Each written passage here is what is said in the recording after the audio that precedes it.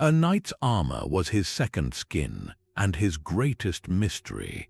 We are about to trace 35 vital evolutions that transformed medieval warriors from wearing simple leather into walking fortresses of articulated steel. You will gain a complete understanding of how battlefield survival drove centuries of metallic innovation.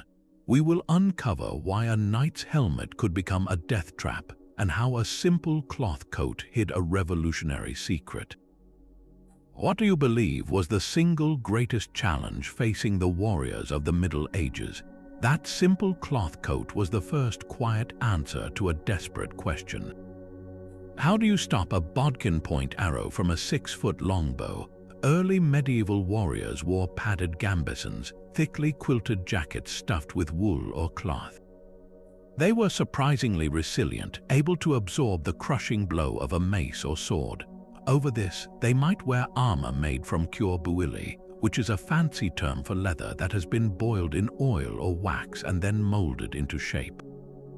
Hardened like wood, this leather could deflect a glancing slash, but it was utterly helpless against the new weapons changing the battlefield. The crossbow could launch a bolt with enough force to punch through a wooden shield. The English longbow, a weapon of terrifying power, could send an armor-piercing arrow through several inches of oak. A padded jacket was no match for that. The pressure for survival was immense. A knight on horseback was the ultimate warrior, a symbol of power and wealth, but he was becoming a vulnerable target. The solution did not arrive as a full suit of shining steel. That was a dream for a future century. The first real step was a clever, almost hidden innovation. Armorers began sewing small plates of iron or steel onto the inside of a surcoat or a gambeson. This was the coat of plates. From the outside, it just looked like a heavy cloth garment, perhaps a bit lumpy. But inside, it was a secret shield, a layer of metal that could turn a deadly blow into a survivable impact. This was the true beginning of the metallic revolution, a desperate and brilliant adaptation that would eventually build a man of iron. That secret shield of hidden plates was a clever trick, but it was not the first metallic armor to dominate the battlefield. For centuries, the true symbol of a warrior was not a coat of cloth and iron, but a shimmering garment of steel rings. This was the era of chainmail. Picture a shirt not woven from thread, but from thousands upon thousands of interlocking iron rings. A full shirt, called a hauberk, was a masterpiece of tedious labor. Each ring had to be individually punched from a sheet of iron or drawn from wire, coiled around a rod and then cut. The ends of each ring were flattened, pierced with a tiny hole, and fastened with an even tinier rivet. A single hauberk could contain over 20,000 of these rings, each one linked to 4 or 6 others in a complex, flexible mesh. The work was so demanding that a skilled armorer might spend an entire month on just one garment. The result was a defensive layer that was remarkably supple. A knight could swing a sword, raise a shield, or mount his horse with a freedom that later, more rigid armor would struggle to match. You can see this in modern reenactments, where the mail flows and ripples like a liquid metal fabric, moving with the wearer's body. This is why it features so prominently in medieval art and literature, from the Bayeux Tapestry to Tales of the Round Table. It was the quintessential armor of the knight for hundreds of years, but this iconic protection had 2 devastating flaws. While the interlocking rings could disperse the energy of a slicing blow, turning a deadly cut into a shallow gash, they were far less effective against a concentrated point. The bodkin arrow from a longbow or the sharp tip of a thrusting dagger could push the rings apart and penetrate deeply. Even more terrifying was the threat of blunt force. A heavy blow from a mace or a warhammer did not need to pierce the mail. The force would simply transfer right through the flexible mesh, shattering bones and turning a warrior's insides to pulp without leaving a single broken link. The shimmering hauberk was a glorious innovation, but the quest for true invulnerability was far from over. How would armorers solve the twin mysteries of the piercing point and the crushing blow? The solution to the helmet problem began with a simple, brutal trade-off. Armorers reasoned that if a knight could not easily dodge a blow to the head, then the head must become an impenetrable fortress. This philosophy gave birth to the Great Helm, a massive cylinder of steel that completely encased the entire head. It was a radical departure from the earlier nasal helms, which protected only the top of the head and the nose. The Great Helm was the ultimate expression of this new defensive thinking, turning a knight's most vulnerable part into his most heavily armored.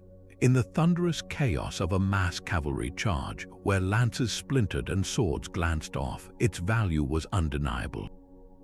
A downward slash from a saber would simply skid off its smooth, curved top. A thrust from a spear would be deflected by its thick plates. For a knight couching his lance and charging into a wall of enemy infantry, the Great Helm offered a profound sense of security. But this security came at a terrifying cost. Step inside this metal cylinder for a moment. Your world shrinks to a few narrow eye slits and tiny, cross-shaped breathing holes. Your peripheral vision vanishes. You cannot easily look down at your feet or the terrain. Hearing the shouts of your comrades or the orders of your commander becomes nearly impossible over the sound of your own ragged, echoing breath. The helmet became a hot, stifling, and disorienting prison.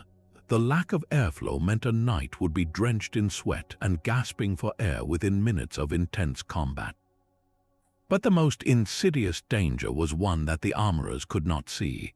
When a heavy weapon, like a mace or a poleaxe, struck the Great Helm, the force of the blow could not be dissipated.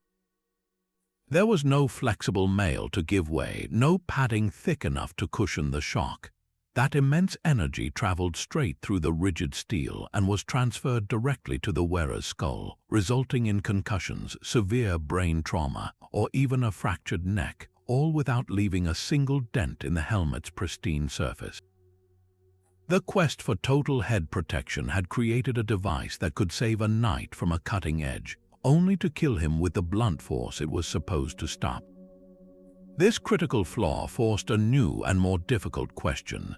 How could you protect the head without completely isolating it from the world? Long before the knight's head was sealed inside a suffocating steel cylinder, it was protected by something far more flexible and ancient. The mail coif was a simple hood of chainmail, a direct extension of the protective philosophy that clothed a warrior in a layer of interlocking rings. This was the true predecessor to all the great helms that would follow, a second skin of steel for the head and neck. Often, it was integrated directly into the hauberk, a single continuous garment of mail from the shoulders to the top of the head.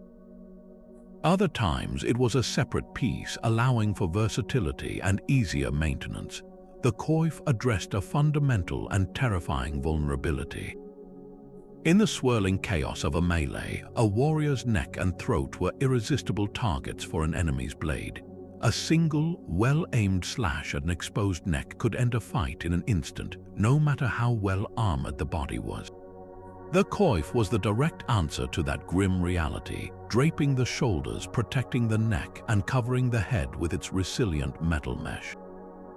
But the evolution did not stop with a simple cap. Armorers, always observing the brutal logic of the battlefield, saw another weakness. The face, particularly the mouth and lower jaw, remained dangerously exposed. This led to a brilliant incremental improvement known as the ventail. This was a flap of chainmail attached to the front of the coif. In peaceful moments, it could be hung loose, allowing the wearer to breathe easily, drink, or be clearly heard. But when the trumpet sounded and battle was joined, the ventail could be drawn up across the lower face and secured with a leather lace. Suddenly, the warrior's face was shielded from a horizontal slash, the kind delivered by a cavalryman riding past an infantryman. This was not the total, isolating protection of the later Great Helm. It was a smart, adaptable solution that balanced defense with the practical needs of sight, breath, and communication. The coif and its ventail represent the very essence of early armor development. It was not about a single revolutionary leap, but a constant, painstaking process of identifying a specific weakness and crafting a precise metallic answer.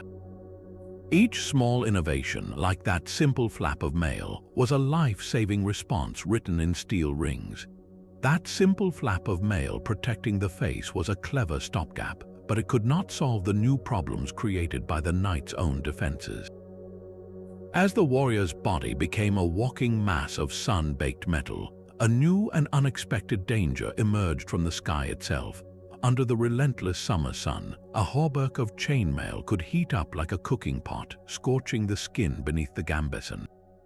A steel great helm became an oven, unbearable to the touch, and in the rain, water would seep into the thousands of tiny crevices between the mail rings, pooling there and accelerating a silent, destructive enemy. Rust, the solution to these environmental threats, arrived not from the smithy, but from the tailor's shop, in the form of a long, flowing cloth garment called the surcoat. At first glance, it seemed like mere decoration, a colorful tabard worn over all that functional steel. Yet its true purpose was a masterstroke of practical ingenuity. The surcoat acted as a simple, effective shield against the elements. Its fabric blocked the sun's rays, keeping the underlying metal cool enough to wear. In a downpour, it shed water away from the armor, preventing moisture from settling into the mail links and causing them to decay. This was preventative medicine for a knight's most valuable possession. But the surcoat's mystery only deepens when you consider its role in the chaos of battle. With the adoption of the Great Helm, a knight's identity was completely erased. He became just another anonymous, metal-clad figure in a sea of identical warriors. How could a commander direct his troops? How could allies recognize each other in the dust and blood of the melee?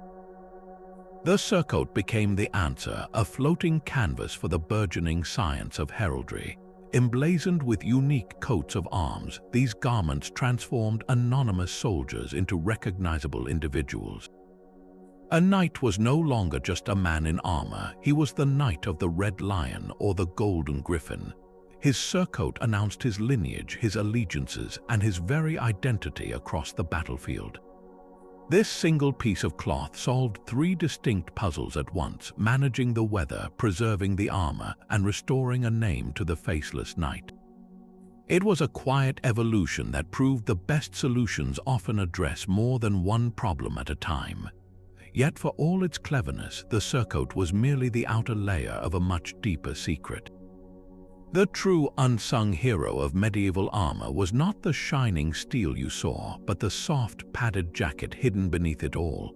This was the gambeson, a garment so vital that a knight would be bruised, battered, and utterly defeated without it. Think of it as the sophisticated foundation upon which the entire metallic suit was built. Its primary job was to absorb the brutal physics of combat. When a mace slammed into a breastplate or a sword crashed against mail, the force did not simply vanish. That energy traveled through the steel and needed somewhere to go. The gambeson was that destination, a thick, resilient buffer that dissipated the shock across a wide area, turning a bone-shattering impact into a deep, survivable bruise. Without this layer, the very armor designed to save a knight could become the instrument of his injury, as the metal transmitted every blow directly into his body. But its genius did not stop there. Anyone who has ever worn rough fabric against their skin knows the agony of chafing. Now imagine that fabric is replaced by thousands of unforgiving metal rings, constantly shifting and grinding with every movement. The gambeson solved this simply and elegantly, providing a smooth, padded barrier that prevented the mail from tearing the knight's skin to shreds. For common soldiers who could never afford a full hauberk, the gambeson was often their only protection. Worn alone, it was surprisingly resilient against slashing attacks and could even stop a glancing arrow. Its construction was a masterpiece of practical textile work. Tailors would take dozens of layers of linen or wool and quilt them tightly together, often stuffing the resulting channels with scrap cloth, raw wool, or even horsehair to create a dense, springy mat. This was not a simple vest, it was a purpose-built piece of defensive equipment, thick enough to stand on its own yet flexible enough to allow for the full range of motion needed in battle. The next time you picture a knight in shining armor, remember the hidden comfort and life-saving cushion that made it all possible. The gambeson was the quiet revolution that made the louder, metallic one endurable. Even as the surcoat displayed a knight's identity for all to see, another, more enigmatic piece of armor appeared upon his shoulders. For a brief period in the 13th and early 14th centuries, knights began wearing strange, flat plates called ailets. These were not curved pieces of steel shaped to the body, but rather rigid squares or rectangles of leather, wood, or sometimes thin metal. They were fastened to the shoulders by leather cords or straps, standing upright like small, stiff banners. To a modern eye, they might look almost impractical, like decorative epaulets taken to an extreme. This very strangeness is the heart of their mystery. What was their true purpose? Historians have debated this question for generations. The most straightforward theory is that they served as a form of shoulder defense. Positioned on the upper back and shoulders, they could potentially deflect a downward sword blow aimed at the vulnerable junction of the neck and shoulder, a critical area where the mail of the coif met the mail of the hauberk.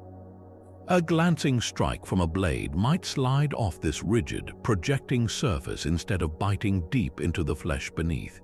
Yet their flat and often fragile construction raises doubts about their real effectiveness against a determined, powerful attack. This leads to the second and perhaps more compelling theory. Ailets provided a perfect, highly visible canvas for heraldry. At a time when the great helm completely obscured a knight's face, his identity had to be displayed across his body. The surcoat was one billboard, but the ailets offered two more, positioned high on the body where they could be seen even over the heads of a crowd or in the thick of a melee. They could be painted with the same coat of arms found on the shield and surcoat, creating a cohesive and unmistakable signature. This dual nature captures a recurring theme in the story of armor. Every piece had to balance pure, brutal function with the deep human need for identity and status. Was a piece of equipment meant to save a life or to proclaim whose life it was? Often the answer was both. The ailet's time was short-lived, fading from use as more integrated shoulder defenses evolved, but it stands as a beautiful, puzzling testament to the fact that for a medieval knight, being recognized could be just as important as being protected. While a knight's shoulders were adorned with the puzzling ailets, a far more practical revolution was taking place much lower down, at the very joints that allowed him to move and fight. The knee, a complex and vulnerable hinge of bone and tendon, became the unlikely starting point for the most transformative change in armor design. This was the birth of the early knee cup, a simple, convex plate of steel that was strapped directly over the mail leggings known as chaussers. It seems like a modest addition, just a small shell of metal covering the kneecap, but its introduction was nothing short of revolutionary. It signaled a profound shift in defensive thinking. For centuries, the dominant philosophy had been to cover the entire body in a single, flexible system of chainmail. But armorers were learning that not all body parts were created equal. Some areas, like the fleshy thighs or arms, benefited from the yielding nature of mail. The knee, however, was different. It was a prime target on the battlefield, often exposed when a knight was mounting his horse or kneeling behind a shield. A direct blow from a mace or axe to the kneecap would be catastrophic, shattering the joint and rendering a warrior immobile, a death sentence in the midst of combat. The flexible mail alone could not prevent this. It might stop a blade from cutting, but it would do little to absorb the crushing force of a blunt impact. The knee cup was the specific answer to this specific problem. Its rigid, domed shape was designed for one primary function, deflection. Instead of absorbing the energy of a blow, it was meant to guide that energy away, to make a weapon skid off its curved surface harmlessly. This was the first clear step toward a new principle that certain critical areas needed rigid, deflection-focused protection more than they needed flexibility. By successfully proving that a discrete piece of plate could be integrated with existing mail, armorers opened a door. If a plate worked for the knee, why not for the elbow? Why not for the shin? This seemingly small innovation was the seed from which the entire, magnificent idea of fully articulated plate armor would eventually grow. It was the moment armor stopped being a garment and started becoming a machine. The rigid prison of the great helm could not last. A knight needed to see his enemy, to breathe freely, and to shout a command. The answer arrived in the form of the bassinet, a close-fitting steel cap that hugged the skull like a second skin. This was not a cage for the head, but a helmet designed for the man inside it.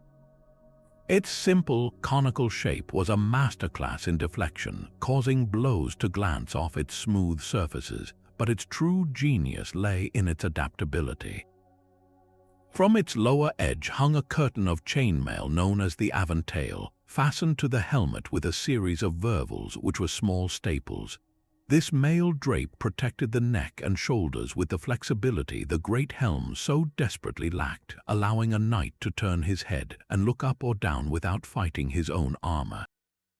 Yet the bassinet's most famous feature was its face. Instead of fixed, suffocating plates, it used a hinged visor. A knight could march with the visor raised, enjoying cool air and clear vision, then snap it shut moments before the clash of battle. The most iconic of these was the houndskull or pig-faced visor, a pointed, protruding design that looked bizarre but was brilliantly functional. Its snout-like shape created a larger air pocket in front of the mouth, making breathing easier, while its steeply sloped surfaces deflected arrows and sword points directly away from the wearer's eyes and face. This was a helmet that understood the rhythm of combat, the lulls of marching, and the storm of the melee. It solved the great helm's fatal mysteries by refusing to choose between protection and awareness. The bassinet proved that the best defense was not an impenetrable shell, but a system that allowed a warrior to remain a thinking, seeing, breathing human being on the battlefield. The bassinet helmet gave a knight back his sight and breath, but his hands remained dangerously exposed. A warrior's hands were his life, the very instruments with which he controlled his horse, gripped his shield, and wielded his sword.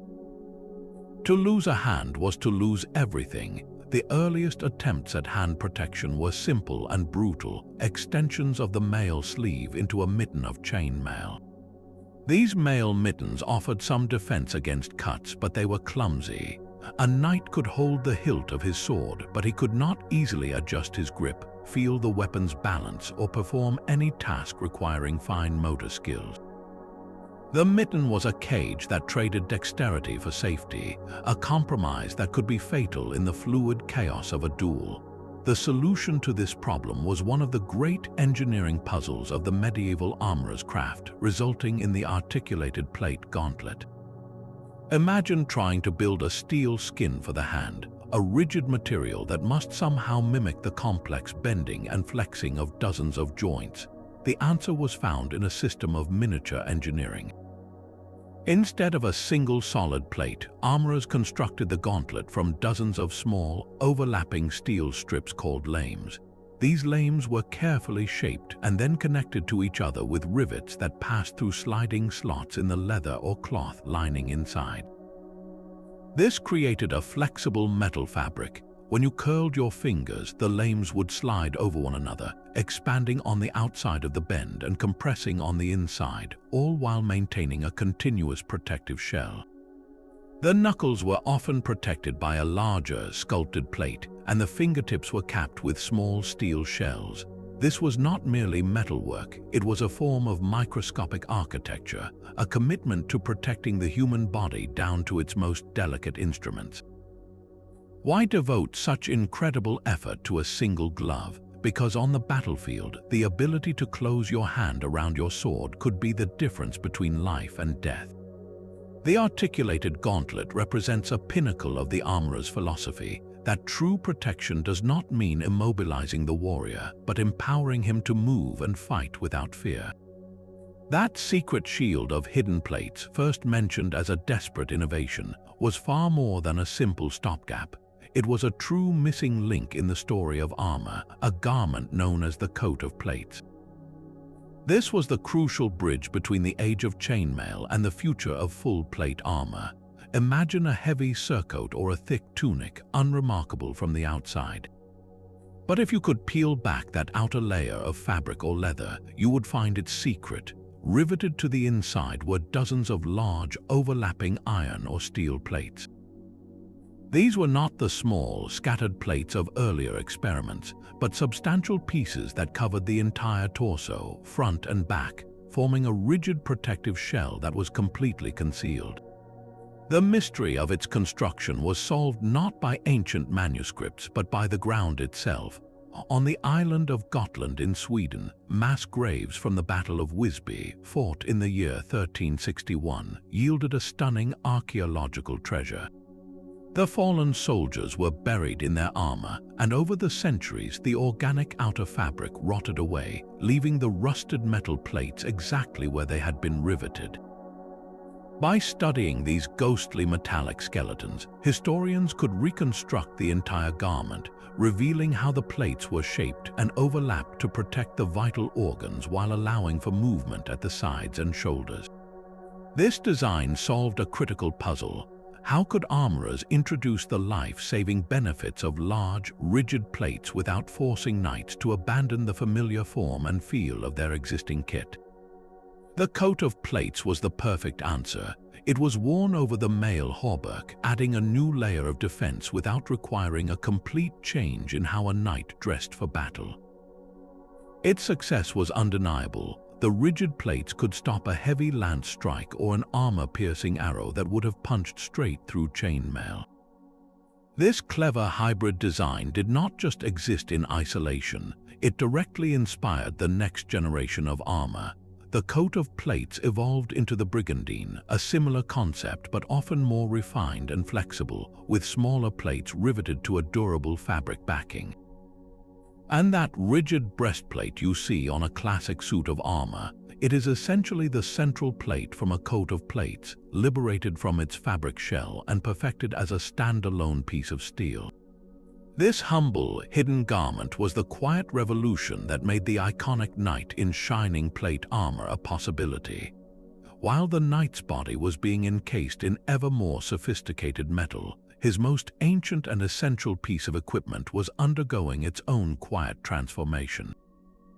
The shield, a constant companion since the dawn of combat, was not merely a piece of wood to hide behind. Its evolution tells a parallel story of changing tactics and identities on the battlefield. The early Norman knight, the kind you see in the Bayeux tapestry, carried a massive circular shield. This was a tool for the infantryman's shield wall, a barrier large enough to cover a man from his chin to his shins. When hundreds of these shields were locked together, they formed an almost impenetrable wooden fortress, but warfare was changing. The dominant warrior was no longer the foot soldier standing in a line, but the armored knight on horseback. In the saddle, that enormous round shield became a liability. It was heavy, it unbalanced the rider, and its wide shape constantly banged against the horse's neck and his own armored legs. The solution was a dramatic reshaping of the shield itself, leading to the birth of the kite shield. This was a brilliant piece of design. Tall and teardrop-shaped, it tapered to a point at the bottom. This new form offered the mounted knight comprehensive protection for nearly his entire left side, from his shoulder all the way down to his foot in the stirrup. It was a mobile wall for the horseman, deflecting lance thrusts and arrows during the thunderous charge, yet even the kite shield had its drawbacks. Its great length made it cumbersome for fighting on foot, and it still limited the warrior's field of view. As plate armor improved, covering more of the body with solid steel, the need for such an enormous personal shield began to fade. Why carry a heavy board when your leg was already encased in a steel greave? This logic led to the final, iconic form, the heater shield. Named for its resemblance to the base of a clothes iron, this shield was smaller, lighter, and intensely practical. Its curved top and straight sides made it highly maneuverable, perfect for parrying and deflecting blows in the dynamic, one-on-one combat of the tournament or the melee. It covered just the essential area of the torso and upper legs, areas not yet fully encased in the most rigid plate. But the heater shield story does not end with pure defense. Its compact, elegant shape provided the perfect, stable canvas for the blossoming art of heraldry. A knight's coat of arms could now be displayed with stunning clarity and complexity on this portable banner. In the heat of battle, a commander could identify his key knights at a glance. On the tournament field, the shield announced the competitor's lineage and fame. The shield had evolved from a simple wall of wood into a sophisticated piece of equipment that balanced defense, maneuverability, and identity, a perfect mirror of the knight himself.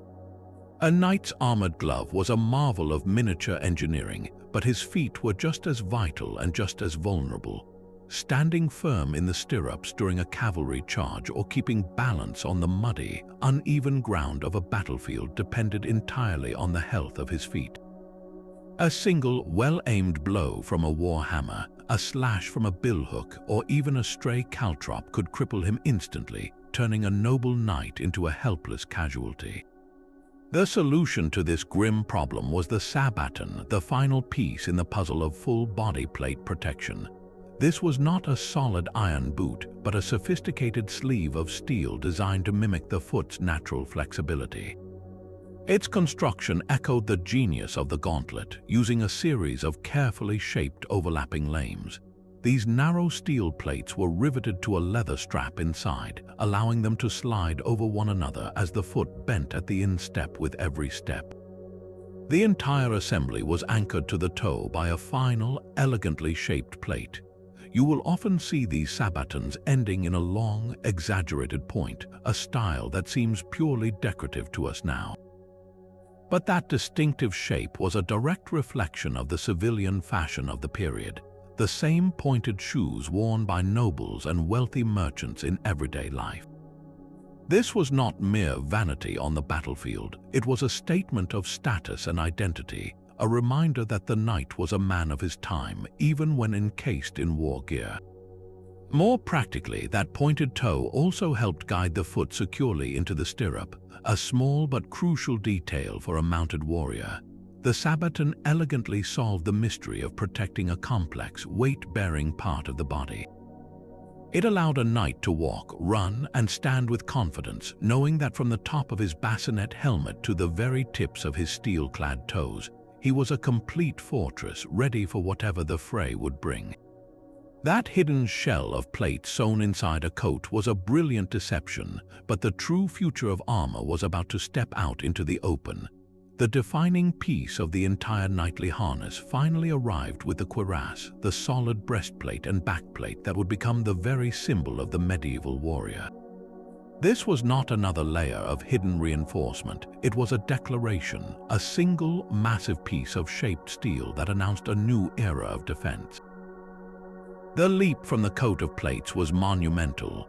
Where the older system was a collection of smaller plates creating a stiff but somewhat flexible corset, the cuirass was a unified, monolithic defense for the torso. Its most brilliant feature was its shape, a masterwork of metallurgy and geometry. The breastplate was not flat, it was expertly curved, often with a prominent central ridge running vertically down its center, a feature known as the tapel. This was not for decoration, every contour was a calculated part of its function. The pronounced curve meant that a lance tip striking the chest would not hit a flat surface, it would be guided to the side, its deadly force dissipated along that smooth, angled shell. An arrow would skid off rather than dig in, its point deflected by the armor's graceful geometry. This was the direct and necessary answer to the ever-increasing power of battlefield weapons, from the couched lance of a rival knight to the heavy bolts of the crossbow. For the wealthy knight who could afford it, adopting the cuirass was a tactical imperative. Its arrival signaled the beginning of the end for chainmail as the primary body armor. Why wear a heavy, flexible shirt that could still transmit the crushing force of a blow when you could wear a rigid shell that actively turned attacks away? The cuirass became the new heart of the knight's defense, the central component from which all other pieces of plate armor would eventually hang. It was the solid core around which the walking fortress was built. With the knight's torso now a solid fortress of steel, the next great challenge lay in the movement of his limbs. His arms, after all, were the instruments of his will, the very tools he used to strike his enemies and defend his life. To leave them vulnerable was to render his powerful cuirass almost useless. The systematic solution was a trio of specialized components designed to work in perfect harmony. The rerebrace was a curved plate of steel that encased the upper arm, protecting the powerful muscles of the bicep and tricep from slashing attacks. On the lower arm, the vambrace performed a similar duty, shielding the delicate bones of the forearm from the brutal impact of a sword's edge. But the true genius of this system was found at the joint that connected them, the counter. This was the elbow's personal guardian, a sculpted dome of steel that was often fluted or ridged to add strength and to better deflect incoming points. It was not just a simple cap, it was a complex piece of engineering, often featuring large fan-like wings that extended to protect the sensitive inner joint of the elbow and the bony point itself. How did a knight bend his arm with all this rigid steel in place? The answer lies in the clever construction of the entire assembly. The rerebrace, counter, and vambrace were not a single solid piece. They were connected to each other by a series of internal leather straps, forming a flexible chain of defense. When the knight flexed his arm, the plates would pivot at these connection points, the wings of the counter sliding neatly over the edges of the rerebrace and vambrace, maintaining a continuous shell of protection throughout the entire range of motion. This was the new philosophy of the armorer's craft in action. They were no longer just adding pieces of metal to a warrior's wardrobe, they were building an exoskeleton. Each component was a solved puzzle, a specific answer to the question of how to protect a specific part of the body without sacrificing its function. The arm was no longer just an arm wrapped in mail. It was a system, a machine of interconnected plates that allowed a knight to swing his sword with the confidence that his entire body was as resilient as his will to fight. This systematic thinking would soon be applied to the final frontier of defense, the last great vulnerability of the mobile fortress. A knight's armored arms could now strike and parry without fear, but a dangerous gap remained in his defenses. Between the solid wall of his breastplate and the steel greaves protecting his shins lay an open invitation to any enemy with a sword or spear. The hips and upper thighs, vital for balance and movement, were shockingly exposed. A single, well-aimed thrust into this soft underbelly of his armor could be instantly fatal, bypassing all his magnificent plate with one cruel stroke. The solution to this critical puzzle was found in an ingenious two-part system, the fold and tassets. The fold was essentially a steel skirt, a flexible curtain of horizontal metal lames that hung directly from the lower edge of the breastplate. These overlapping plates, articulated with rivets and internal leathers, moved with the knight's body as he walked or twisted at the waist. They protected his groin and upper hips, areas impossible to cover with a single rigid plate without completely locking his torso in place. But the fold only reached so far. To bridge the remaining gap down to the knees, armorers added the tassets. These were individual plates, often shaped to the curve of the thigh, that hung from the bottom of the fold on straps or hinges. Think of them as armored aprons for the front of each leg. This arrangement was a masterclass in practical design. When the knight was standing, the tassets hung vertically, shielding his thighs. But when he mounted his horse, they naturally splayed outward, conforming to the shape of the saddle and his seated posture without pinching or hindering his movement. This flexible skirt of steel meant a knight could ride, dismount, and fight on foot with complete confidence. knowing that a sweeping slash or an upward thrust would be met not by vulnerable mail but by a deflective plate. It closed the last major weak point in the torso's defense, a perfect example of how armor evolution was not about adding more metal, but about solving very specific life or death tactical problems with elegant moving parts. That early kneecap was just the beginning of a much deeper understanding. As knights became fully encased in plate, the simple cap over the kneecap evolved into a masterpiece of anatomical engineering known as the pollen. This new guard was a dramatic departure from its humble ancestor. It was no longer just a dome to cover the front of the knee, it was a comprehensive defense system for the entire joint. Its most striking feature was a large wing-like extension that flared out from the side of the knee. This fan was not for decoration, it was a direct answer to a brutal reality of combat. In the desperate grappling of a close-quarters fight, an enemy would often target the side of the knee, a complex and fragile hinge of tendons and bone that was painfully exposed to a sideways slash or a thrust. The wing of the pollen acted as a shield for this exact vulnerability, deflecting attacks aimed at the joint's soft flank, but the innovation did not stop there. The pollen was often the central hub in a chain of leg armor. Articulated plates called lames extended from its top and bottom edges, connecting it seamlessly to the thigh defense above and the shin guard below. This created a continuous, flexible shell of steel from mid-thigh to ankle, leaving no gap for a weapon to exploit. Some pollens took this aggressive defense a step further, incorporating a small, sharp spike projecting from the side known as a genuilla. This was psychological warfare as much as physical protection. The message to any opponent thinking of closing in to wrestle the knight to the ground was simple and terrifying. Try to grab my leg and you will impale your own hand. The evolution from a simple kneecap to the sophisticated pollen reveals a profound shift in thinking. Armorers were no longer just covering body parts, they were analyzing how the body moved and how it could be attacked in a fight, then crafting specific metallic answers to those threats. It was a deep understanding of anatomy translated into steel for the battlefield. The knight's leg was now a seamless assembly of steel, from the winged pollen at his knee down to the articulated sabaton on his foot. But what of the long, vulnerable expanse in between? The shin and calf, a mass of bone and sinew, were prime targets for a disabling blow.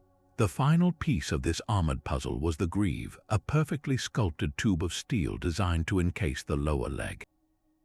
Unlike the flexible mail chaucers it replaced, the greave was a rigid shield, often crafted in two halves that clasped firmly around the shin like a protective shell. Its shape was everything. The front was typically sharply ridged, a feature called a shinbald, which gave the thin metal incredible strength and ensured that any weapon striking it would be deflected to the side. Why did this simple curved plate render centuries of mail leg coverings obsolete? The answer lies in the brutal physics of a battlefield strike. A heavy sword slash against chainmail might not cut through the rings, but the force could still break the bone beneath. The rigid greave, however, transformed that same impact into a glancing blow, its hard, angled surface dispersing the energy harmlessly away from the leg. This was defense reimagined, not as absorption but as redirection. With the greave in place, a knight's lower body became a unified fortress. An opponent facing him saw no weak points from the hip down. A low slash would be turned by the greave, a thrust to the knee deflected by the pollen's wing, and an attack at the foot met by the overlapping lames of the sabaton.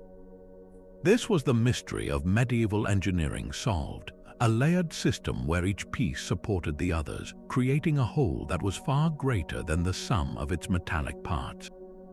The knight could now stand firm, his legs encased in a second skeleton of steel, ready to move and fight with a confidence that fundamentally changed the very nature of close combat. The helmet had finally learned to open its jaws. After centuries of experimentation, from the suffocating great helm to the adaptable bassinet, the final form of the medieval closed helmet was perfected in the armet. This was not a pot you dropped over your head. It was a complex machine designed for the human skull. Its core innovation was a pair of hinged cheek plates that opened like a clamshell at the sides. A knight could simply swing these plates outward, place the helmet comfortably over his head, and then snap them shut, securing the entire assembly with a pin at the brow. This ingenious mechanism solved the age-old problem of getting a tight, secure fit without a struggle, ensuring the helmet sat perfectly centered and did not wobble during combat. But the armet was more than just a well-fitting shell. It was a system of coordinated defenses. Its visor, often a single piece of steel shaped into a sleek, rounded form, could be raised for air and vision or lowered for protection, locking securely into the helmet's skull. Below this, a separate plate called the bever guarded the chin, jaw, and throat. This piece was also hinged, allowing the knight to lift it to eat or drink, then clamp it shut to form a seamless defense from the visor down to the collarbone. The result was a head completely encased in smooth, deflective steel, yet one that could be opened for the simple necessities of life. Visibility was surprisingly good through the narrow sight lines in the visor, and a series of breath holes prevented the stifling fog that plagued earlier designs. The armet represented the absolute pinnacle of the armorer's craft in head protection, a perfect balance of security, awareness, and comfort that made a knight feel not like a prisoner in a metal cell, but like the master of a mobile fortress. A knight's head was now a secure fortress, but a critical gap remained just below the chin. Even the most perfectly fitted armet helmet left a sliver of vulnerability where the throat met the collarbones, a target every bit as lethal as it had been centuries before. The final piece in this anatomical puzzle was the gorget, a specialized defense for the neck. Its story begins not with plate, but with the familiar resilience of chainmail. The earliest form was the male standard, a simple collar of rings worn under the hauberk to reinforce the throat. But as plate armor covered the rest of the body, this flexible mail alone was no longer enough. A powerful downward cut from a two-handed sword could still crush the windpipe or sever the arteries, even through the rings. The solution was to transform the gorget into a standalone piece of plate armor. This new gorget was a masterpiece of subtle shaping, a curved steel collar that wrapped snugly around the neck. It protected the entire throat and extended down to shield the delicate collarbones from a brutal impact. Its placement was a key part of its genius. The gorget was typically worn under the top edge of the breastplate, creating an overlapping defense that left no seam for a weapon to exploit. This made it the crucial anchor point for the entire shoulder assembly. The large plates protecting the shoulders, the pauldrons, were often strapped or riveted directly to the gorget, distributing their weight evenly and creating a unified defense for the upper body. This small, unassuming collar solved the last major mystery of full body coverage. It ensured that a warrior was completely encased from the top of his helmet to the soles of his feet. A downward cut aimed at his neck would now ring harmlessly off a curved plate of steel. A thrust aimed at his throat would be deflected by the same unyielding barrier. With a gorget in place, the iconic silhouette of the knight in full plate armor was finally perfectly complete, a head-to-toe testament to the armorer's relentless quest to leave no part of the warrior exposed. Even with the entire upper body encased in interlocking steel plates, a hidden vulnerability remained, one that every warrior knew could be fatal. The armpit was a chink in the armored fortress, a gap forced open by the simple necessity of raising an arm to swing a sword. In that moment, a small triangle of skin and mail was exposed, a perfect target for a thrusting dagger or the probing point of a spear. The solution was as elegant as it was simple, the bisaju. Imagine a small, circular shield, no larger than a saucer, forged from a single piece of steel. It was not bolted rigidly to the shoulder, but hung freely on a leather strap just in front of the armpit. This simple method of attachment was its true genius. When a knight stood with his arms at his sides, the besaju would rest unobtrusively against his chest. But the moment he raised his arm to strike or parry, the little disc would swing with the motion of his body, gracefully pivoting into the newly opened space and covering that deadly gap. It was an automated defense, a moving part in the knight's metallic exoskeleton that responded intuitively to his movements. This seemingly minor piece reveals a profound truth about the final stages of armor evolution. The great challenges of protecting the chest and head had been solved. Now the armorer's art turned to the tiny, critical details, the small mysteries of human anatomy that could still betray a warrior. The basaju is a testament to that meticulous, life-saving obsession, proving that the most brilliant innovations are sometimes the smallest ones, designed to protect the spaces in between. A knight's body was now a complete fortress, but this very invulnerability created a new and brutal problem for the weapons designed to defeat it. How do you unhorse a man encased in steel? The answer was to make the primary cavalry weapon heavier, longer, and more powerful, but this created a new physical challenge for the knight himself.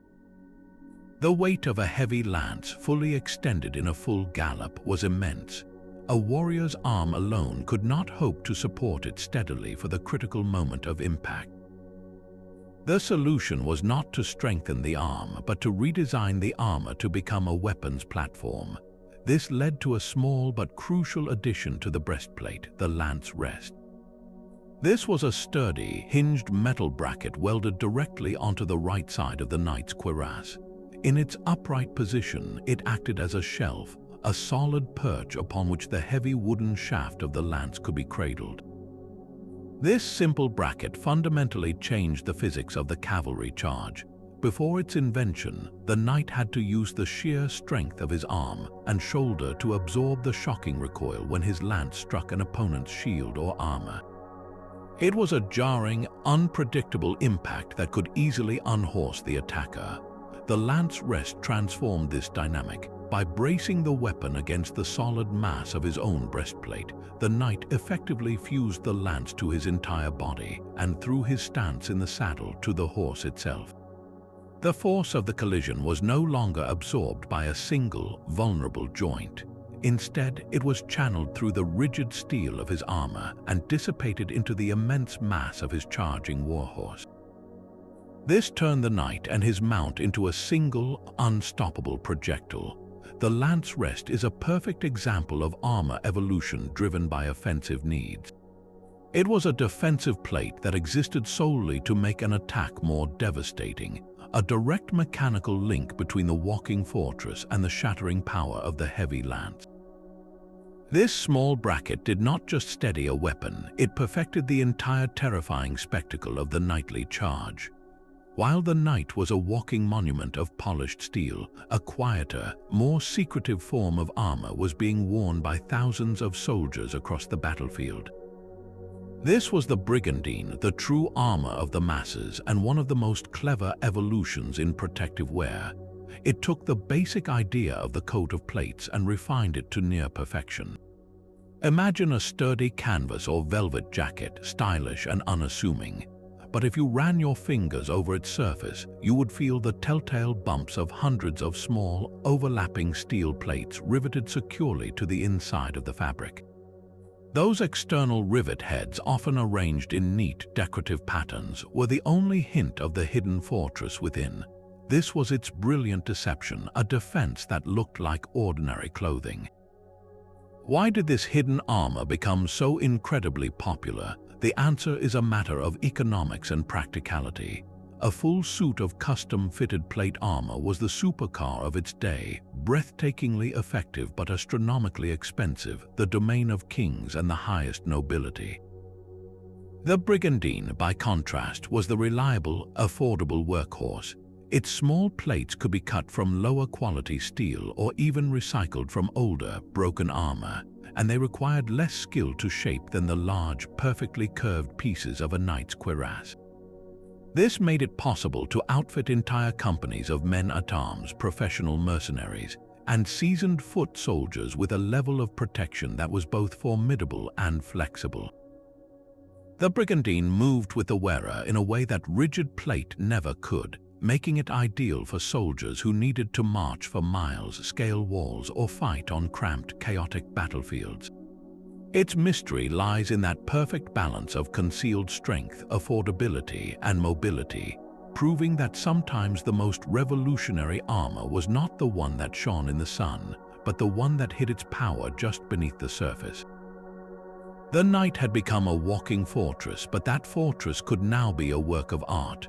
By the 15th century, the relentless drive for survival on the battlefield had matured into an era of breathtaking artistic expression. Armor was no longer just about stopping a sword, it was about making a statement. Two distinct schools of thought emerged, creating a stark contrast in style and philosophy. From the workshops of Germany came the Gothic style, an aesthetic of sharp angles and dramatic lines. This armor was designed to make the knight look tall, slender, and almost otherworldly. Its surfaces were covered in precise, vertical fluting, a series of ridges and grooves that ran from the breastplate down to the sabatons. This fluting was far more than simple decoration. Each groove acted like a structural rib, adding immense strength to the steel plates without adding extra weight, allowing armorers to craft pieces that were both incredibly light and remarkably resilient. More than that, the complex, faceted surfaces were a masterclass in deflection, designed to guide the point of a weapon harmlessly away from the wearer's body. In stark opposition stood the Milanese style, born in the Italian city of Milan. Where Gothic was sharp and slender, Milanese was rounded and robust. Its surfaces were smooth and globular, with broad, sweeping curves that made the knight look powerful and immovable. This was armor as a single, organic shell, built around the philosophy of presenting a deflective, rounded surface to every conceivable attack. A lance strike would slide off its polished, helmet-like curves. The competition between these two centers was not merely about technical superiority, it was about regional pride and aesthetic identity. A German knight would have looked distinctly out of place in the smooth, rounded plates of an Italian harness, and vice versa. Your choice of armor told the world where you were from and what you valued, whether it was the ethereal, almost architectural elegance of the North or the solid, classical power of the South. This was the moment armor transcended its martial purpose to become high art, a mobile sculpture forged in steel. That beautiful Gothic fluting and those smooth Milanese curves were not just an artistic choice, they were a testament to a hidden revolution happening inside the forge. The true power of a knight's plate armor was not merely in its shape, but in the secret life of the metal itself. For centuries, smiths had worked with iron, a relatively soft metal that could be bent and shaped with effort. But iron alone was too malleable. A sword could cut a deep gash into an iron plate, and a heavy blow could dent it catastrophically. The quest for a better material led to steel, an alloy of iron and carbon. Yet raw steel presented its own terrifying problem. If a smith hardened it to make it resistant to penetration, it became as brittle as glass, prone to shattering on impact and sending deadly shards into the wearer's face. The solution to this ancient metallurgical puzzle was a delicate, almost magical dance with fire and water known as heat treating. This was a two-step process that required incredible skill and intuition. First came hardening. The shaped steel plate was heated to a precise, glowing cherry red, a temperature the master smith learned to judge by eye alone. Then, in a single, decisive movement, it was quenched, plunged into a vat of water or oil. This sudden cooling locked the steel's internal structure into an incredibly hard, rigid state. But the armor was now dangerously brittle, so the smith began the second step, tempering. The hardened plate was gently reheated, but to a much lower temperature. He would watch the surface of the metal carefully as it warmed, observing the colors of the oxidation that formed. A pale straw color indicated a perfect temper for a sword's edge, but for armor he sought a beautiful deep blue. This gentle reheating relaxed the metal's internal stress just enough, trading a small amount of its extreme hardness for a crucial quality, toughness. The result was a transformative alchemy. The steel was no longer soft like iron, nor brittle like hardened glass. It was now a springy, resilient material. It could resist the point of a lance without shattering and absorb the crushing blow of a mace without cracking. This was the invisible shield, the molecular secret that made a knight's armor so much more than just a costume of steel. The mastery of consistent heat treating was the most closely guarded mystery of any prestigious workshop, a recipe passed from master to apprentice, often at the forge in the dead of night.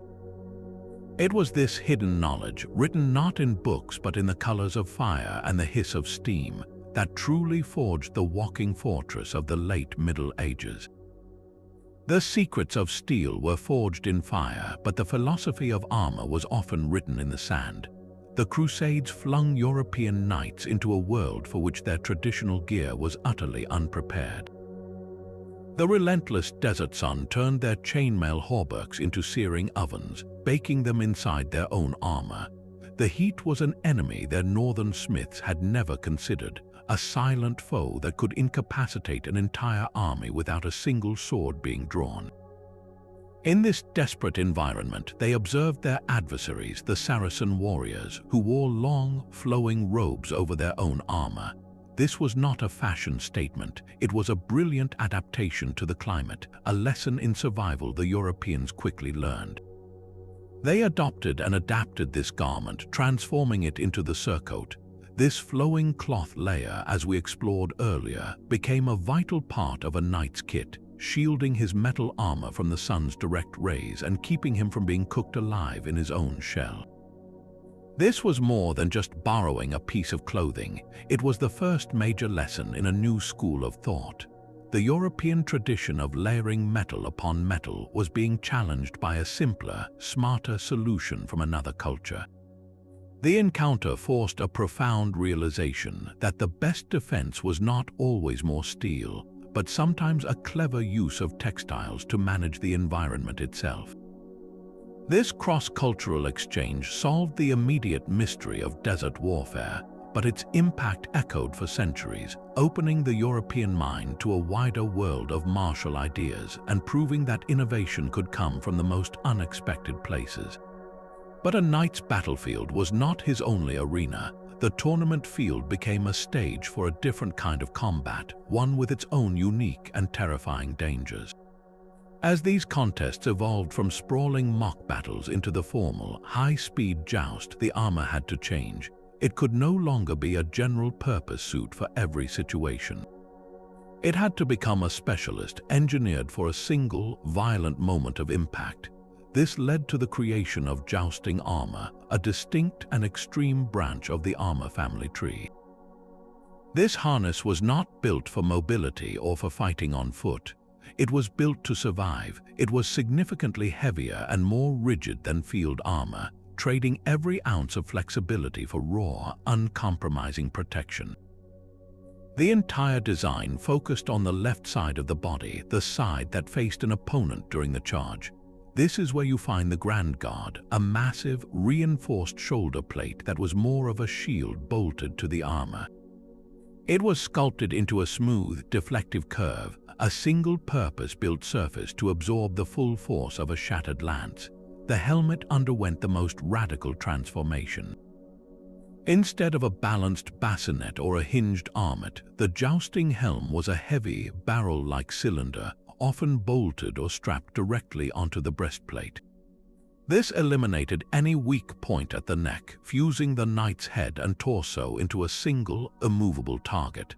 There was no need to turn your head in a joust. You simply pointed your entire body at the enemy and charged. Inside this sealed steel coffin, the knight's world shrank to a single, narrow sightline, his vision and breathing completely sacrificed for the sake of an unbreachable defense. This was armor pushed to its logical extreme, a suit designed not for the unpredictable chaos of war, but for the controlled, brutal physics of a sport. Why would a knight willingly encase himself in such a cumbersome and restrictive shell? Because the joust was not a game. It was a high-stakes demonstration of skill and courage, where a rival's lance tip, traveling at the combined speed of 2 galloping horses, carried enough force to kill. Jousting armor is a powerful reminder that the story of protection is not a straight line, but a series of fascinating adaptations where the rules of the game dictated the very metal a knight wore. Yet for every knight encased in his specialized jousting shell, there were thousands of other men who fought on their own 2 feet. The infantryman's battlefield was a world apart from the thundering cavalry charge, and his armor had to reflect that brutal reality. This led to a parallel branch of evolution, producing what was often called munition armor. This was not the custom-fitted, articulated masterpiece of a noble knight. Munition armor was the standard issue equipment for the common soldier, designed to be mass-produced, affordable, and brutally practical. Its defining characteristic was simplicity. Where a knight's full harness was a complex exoskeleton of interlocking plates, a foot soldier's armor was often a collection of key pieces. He would typically wear an open-faced helmet like a salet, a mail shirt or a brigandine for his torso, and perhaps simple plate defenses for his arms and shoulders. But one critical element was frequently missing: the full leg armor. Greaves and polans, which protected the shins and knees, were often discarded by the infantryman. Why would a soldier willingly leave his legs so exposed? The answer lies in the grueling demands of his role. An infantryman might be ordered to march 20 miles in a day, then stand in formation for hours before finally engaging in the exhausting close-quarters push and shove of a melee.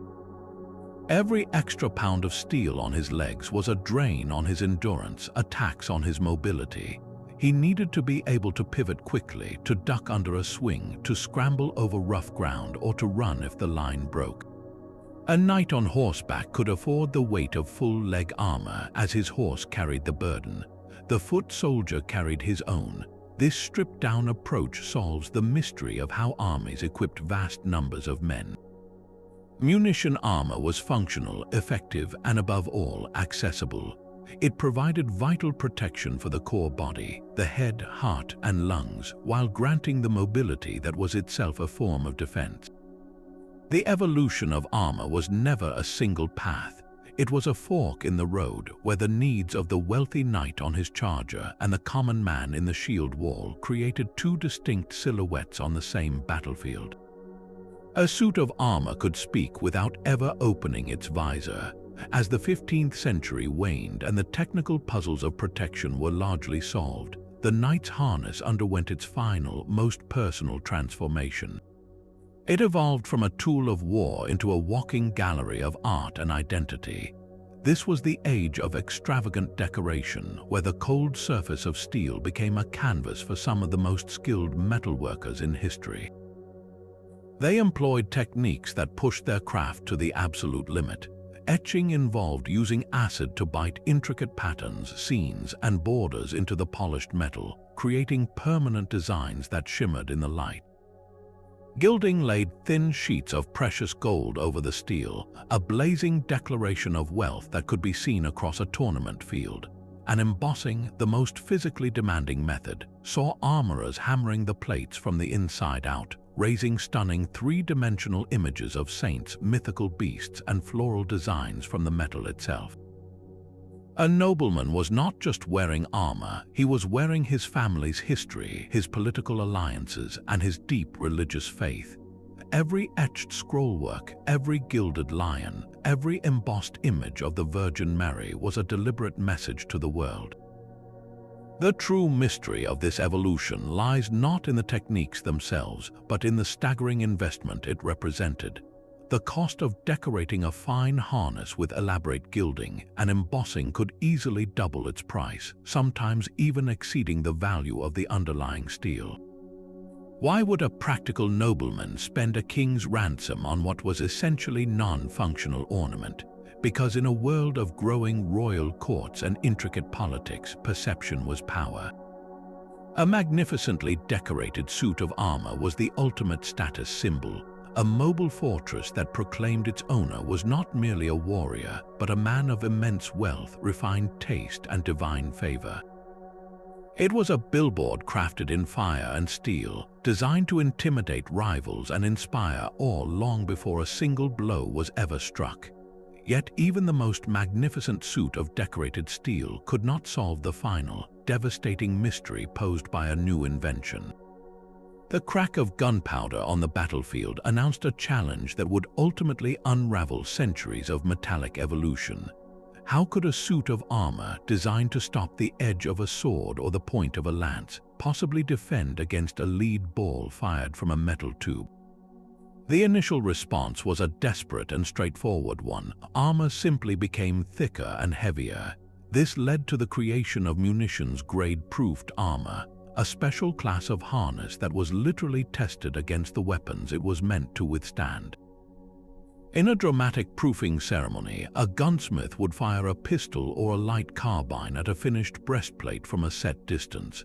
A successful test did not leave the armor unscathed. It left a deep, unmistakable dent. This bullet dent was not a flaw. It was the armorer's mark of quality, a certified stamp that the steel had withstood the impact without cracking or piercing. A knight purchasing such armor would actively seek out this proof mark, a visible crater that guaranteed the plate in front of his heart could stop a bullet. You can still see these historic dents on surviving pieces in museums today, each one a silent story of a violent test and a life-saving promise. But this was a battle armor was destined to lose. The fundamental physics were against it. To stop a more powerful musket ball, the steel had to be made even thicker, dramatically increasing its weight until it became a crushing burden.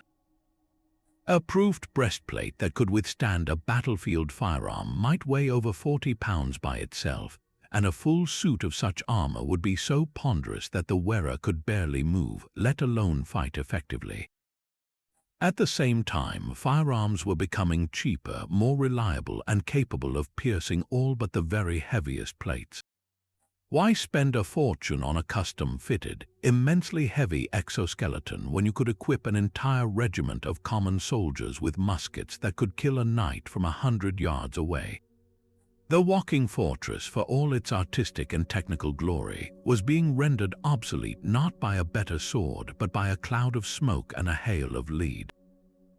This was the closing chapter of the Armored Knight, a slow, inevitable retreat from the front lines as protection gave way to firepower.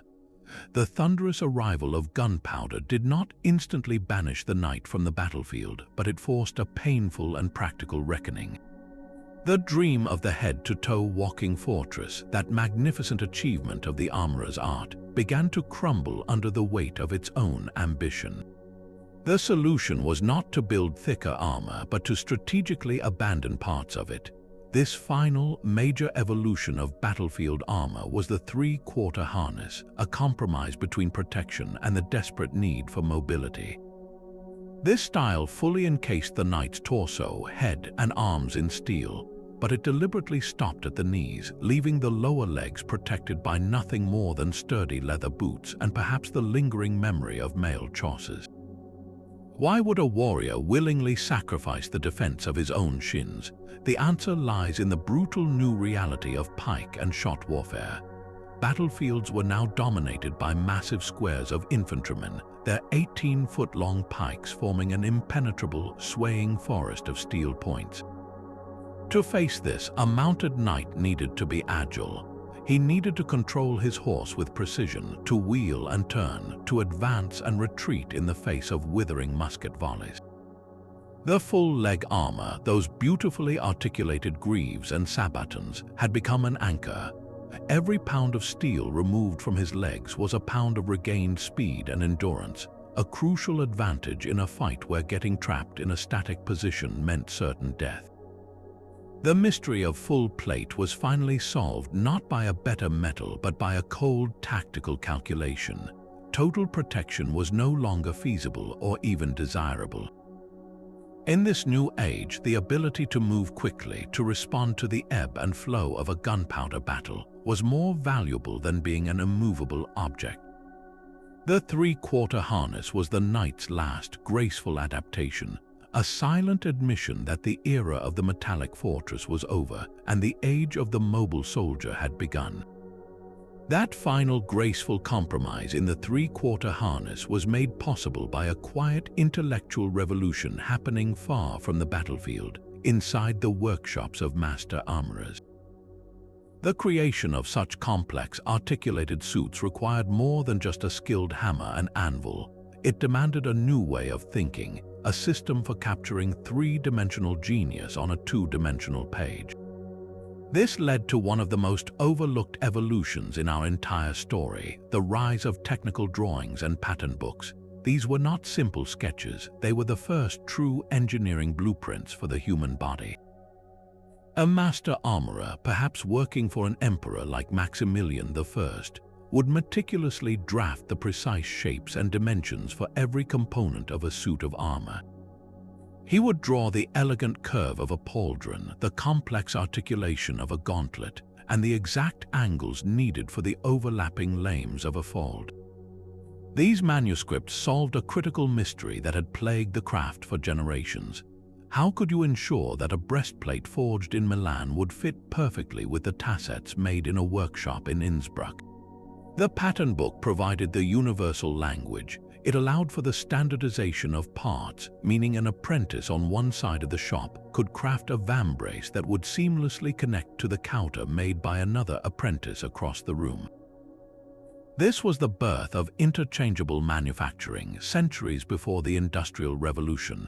Furthermore, these books became the ultimate teaching tool. A young apprentice could learn the proportions and geometries of defense not just by watching, but by studying these master designs, internalizing the principles of deflection and articulation before he ever struck a piece of hot metal. And finally, these drawings allowed ideas to travel.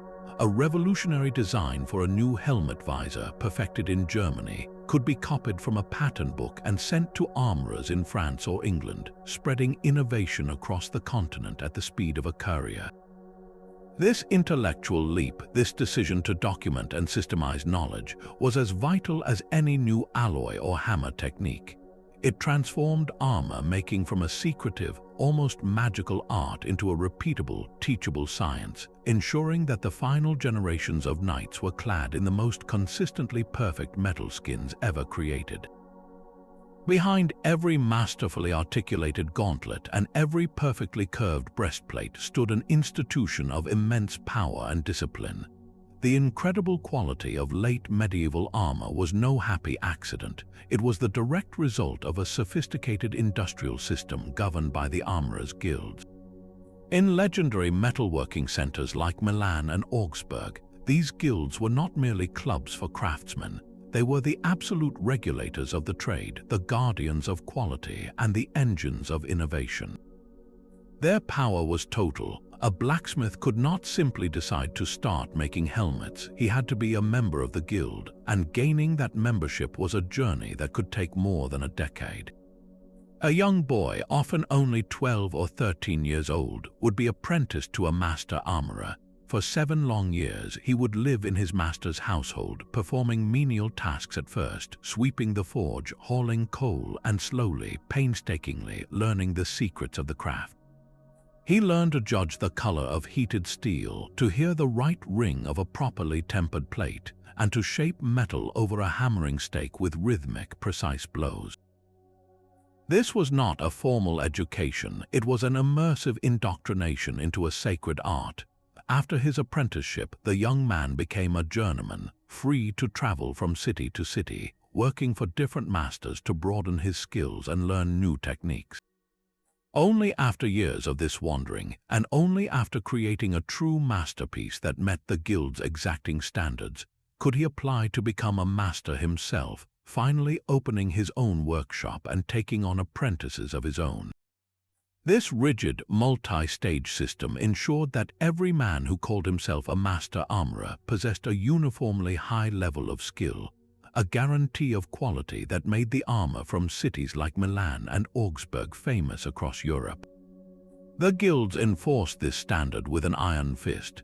They controlled the supply of raw materials, set fixed prices to prevent undercutting, and most importantly, protected the trade secrets that gave their city's armor its distinctive edge. The precise recipe for a particular steel alloy, the exact temperature for quenching, or the unique method for creating that famous fluting were secrets guarded as fiercely as any state secret. An armorer caught sharing these techniques with an outsider, or worse, caught producing shoddy, substandard work, faced severe penalties from heavy fines to permanent expulsion from the guild, a sentence that ended his career forever. This strict, almost monastic control over every aspect of production is the great unsung mystery behind the armor we admire today.